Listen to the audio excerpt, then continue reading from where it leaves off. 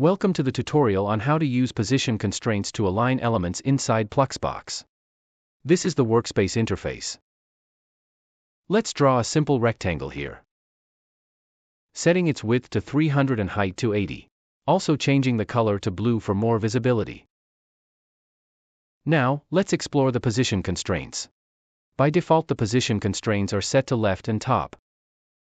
Let's align the rectangle to the top left. For that, set the top and left to 0. You can see the rectangle is aligned accordingly.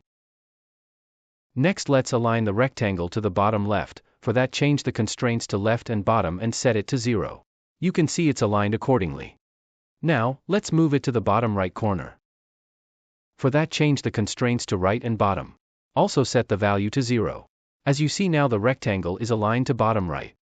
To align to right top, change the constraints to right and top. Also set the value to 0.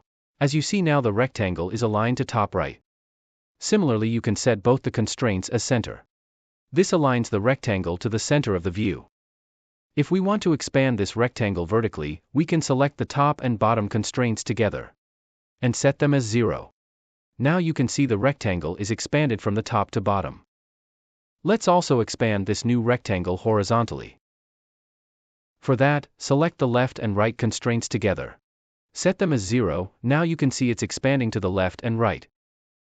This was just a simple example. You can set any numbers to the position constraints and align it. Hope you liked the tutorial.